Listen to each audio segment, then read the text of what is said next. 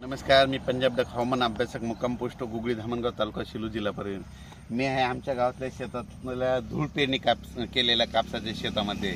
आमच्या गावाकडले सेम अशी परिस्थिती ना, ही सगळी एवढे प्लॉट आहेत आमच्या इथले. हे धूळ पेरणी केलेले प्लॉट आहेत आणि या ठिकाणून शेतकऱ्यासाठी खास अंदाज देणार आहे. सर्व शेतकऱ्याला सांगितलं होतं की राज्यात आपण 11 ऑगस्टपासून सूर्यदर्शन होणार आहे आणि सर्व शेतकऱ्याला सांगतो की तुम्ही काय करा, 18 ऑगस्टपर्यंत तुम्ही तुमची शेतीची कामे करून घ्या.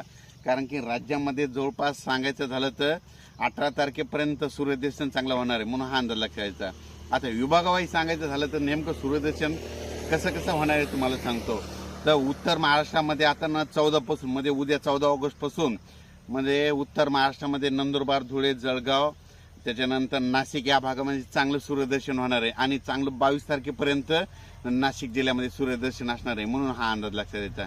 त्याच्यानंतर आपण काय करू, पूर्व विदर्भाकडे वळू.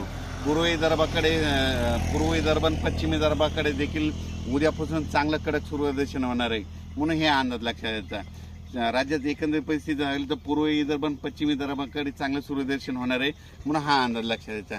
त्याच्यानंतर परत सर्व शेतकऱ्याला सांगू इच्छितो की राज्यामध्ये मराठवाड्यामध्ये देखील जवळपास 18 तारखेपर्यंत सूर्यदर्शन होणार आहे. मराठवाड्यातल्या सर्व शेतकऱ्यांनी तुम्ही काय करा, 18 तारखेपर्यंत तुम्ही तुमची शेतीची कामे करून घ्या, फवारण्या करून घ्या, खतं घालून घ्या. कारण की 18 तारखेच्या नंतर मराठवाड्याकडे पाऊस येणार आहे, म्हणून हा अंदाज लक्षात घ्यायचा. आणि परत एक सातारा, सांगली, सोलापूर, कोल्हापूर या भागातील सर्व शेतकऱ्याला सांगू इच्छितो की राज्यामध्ये म्हणजे सातारा, सांगली, सोलापूर तुम्ही काय करा, 17 तारखेपर्यंत तुम्ही तुमचे शेतीचे ऊसाचे कामे करून घ्या. कारण की सातारा, सांगली, सोलापूरकडे 18 तारखेला परत तिकडे पाऊस येणार आहे आणि जोराचा पाऊस असणार आहे आणि असा रिमझिम स्वरूपाचा पाऊस नसणार आहे, जोराचा पाऊस येणार आहे, विजेच्या कडकडाचा पाऊस येणार आहे, म्हणून हा अंदाज लक्षात द्यायचा. म्हणजे सांगायचं झालं तर राज्यामध्ये 18 पासून चांगला पाऊस पडणार आहे.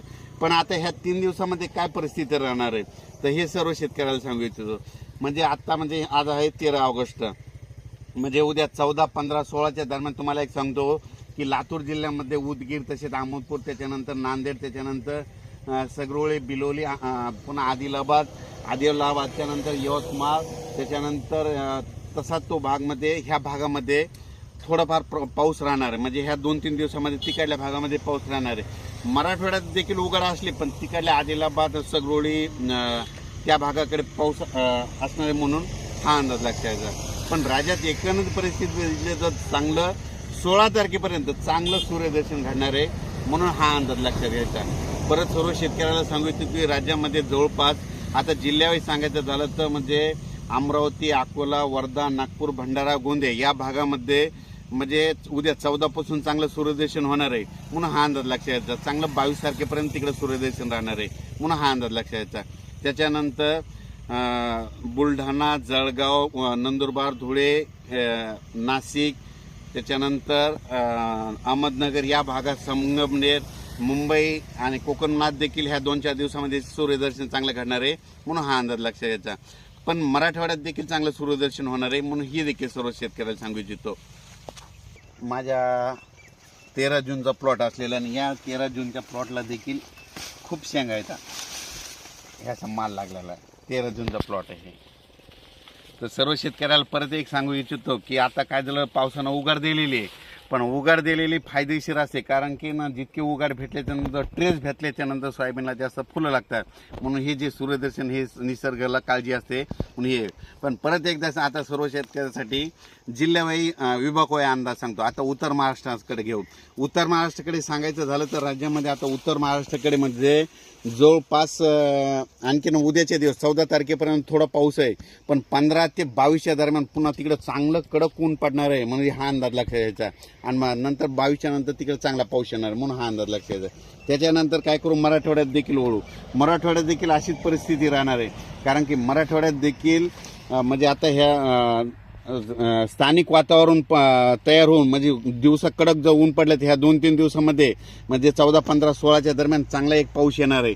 म्हणजे सगळीकडे पडणार नाही, फक्त जिल्ह्यात 10-12 ठिकाणी पडेल, म्हणून ह्या अंदाज लक्षात घ्यायचा. त्याच्यानंतर परत सर्व शेतकऱ्याला सांगू इच्छितो की आपण काय करू, पूर्व विदर्भ, पश्चिम विदर्भाकडे जवळपास आता म्हणजे ह्या 16 तारखेपर्यंत चांगलं सूर्यदर्शन होणार आहे, 16-17पर्यंत. पण 18-19च्या दरम्यान परत पावसाला सुरुवात होणार आहे, म्हणून हे अंदाज लक्षात घ्यायचा.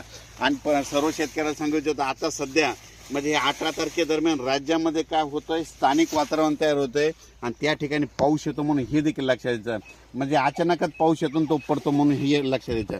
पण राज्यात सांगायचं झालं तर शेतकऱ्यांना 18 तारखेपर्यंत तुम्ही काय करा, तुम्ही तुमचे शेतीचे कामे करून घ्या. कारण की 18 ते 2 सप्टेंबरच्या दरम्यान राज्यात परत पाऊस येणार आहे, पण तेच जोराचा पाऊस असणार आहे, शेताच्या बाहेर पाणी निघणारा पाऊस असणार आहे म्हणून हा अंदाज लक्षात द्यायचा.